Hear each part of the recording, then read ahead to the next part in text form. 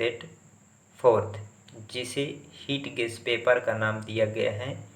यह जो मध्य प्रदेश में जेल प्रहरी का एग्जाम होने वाला है उसमें आने वाली जो साइंस है उसके लिए इम्पोर्टेंट है।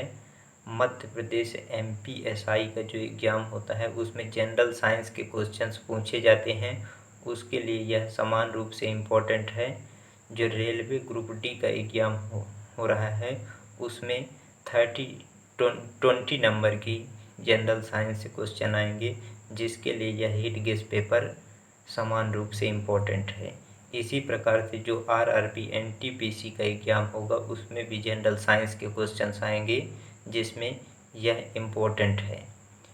इसी प्रकार जैसे क्लास 10th एंड 12th में जो ऑब्जेक्टिव क्वेश्चंस आते हैं उनमें यह समान रूप से इम्पोर्टेंट है। किसी भी स्कूल का 10th class and 12th class के लिए भी यह समान रूप से इम्पोर्टेंट है। तो यह इस हीट गैस पेपर का पहला क्वेश्चन है, कैंडिला किसका मात्रक है? तो कैंडिला ज्योति तीव्रता का मात्रक है।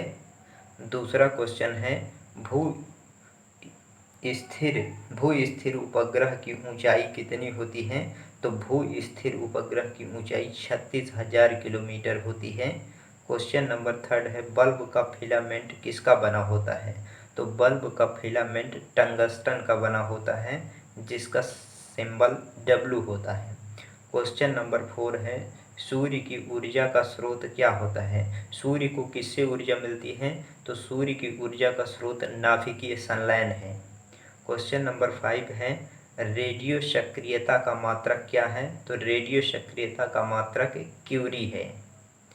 क्वेश्चन नंबर 6 है, रॉकेट की गति किस पर आधारित होती है? तो रॉकेट की गति संवेग संरक्षण के सिद्धांत पर आधारित है। क्वेश्चन नंबर 7 है, प्राथमिक रंग कौन से रंग कहलाते हैं? तो प्राथमिक रंग को जो होते हैं वह लाल, हरा तथा नीला रंग प्राथमिक रंग कहलाते हैं। क्वेश्चन नंबर 8 है, सक्सटेंट का प्रयोग किया जाता है? तो सक्सटेंट का प्रयोग किया जाता है ऊंचाई को मापने के लिए। क्वेश्चन नंबर 9 है, निकट दृष्टि दोष को दूर किया जाता है? निकट दृष्टि दोष को दूर करने के लिए अवतल लेंस का प्रयोग किया जाता है। क्वेश्चन नंबर 10 है, दूर दृष्टि दोष या दीर्घ दृष्टि दोष को दूर करने के लिए किस लेंस का प्रयोग किया जाता है? तो दूर दृष्टि दोष को दूर करने के लिए उत्तल लेंस का प्रयोग किया जाता है। क्वेश्चन नंबर 11 है, परमाणु बम का सिद्धांत आधारित होता है? परमाणु बम का सिद्धांत जो होता है वह नाभिकीय विखंडन के सिद्धांत पर आधारित होता है। क्वेश्चन नंबर 12 है, बिजली के बल्ब में किन गैसों का प्रयोग किया जाता है? तो बिजली के बल्ब में अक्रिय गैसों का प्रयोग किया जाता है।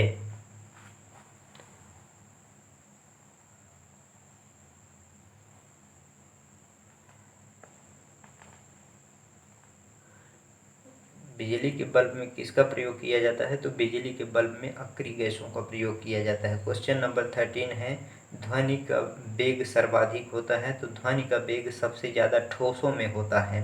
क्वेश्चन नंबर 14 है, ध्वनि की गति सबसे धीमी होती है? तो हवा में ध्वनि की गति धीमी होती है।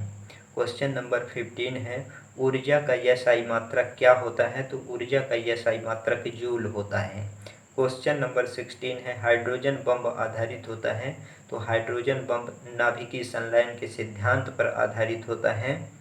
क्वेश्चन नंबर 17 है, जल का सर्वाधिक शुद्ध रूप क्या होता है? सबसे अच्छा एवं सबसे शुद्ध जल वर्षा का जल माना जाता है।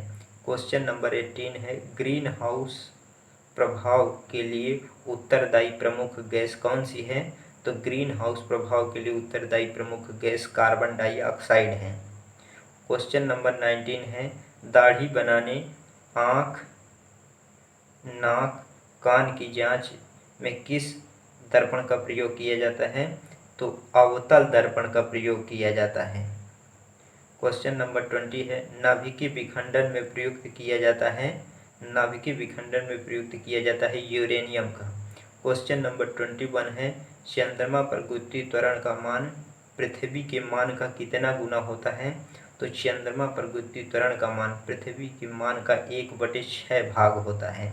1/6 भाग होता है। चंद्रमा पर गुरुत्वीय त्वरण का मान पृथ्वी के मान का 1/6 भाग होता है। क्वेश्चन नंबर 22, द्रव अवस्था में पाई जाने वाली धातु कौन सी है? तो द्रव अवस्था में पाई जाने वाली एकमात्र धातु है जो पारा है। क्वेश्चन नंबर 23 है, सुराही का पानी ठंडा होता है। तो सुराही का पानी ठंडा होता है बाष्पीकरण के कारण। बाष्पीकरण के कारण सुराही का पानी ठंडा होता है।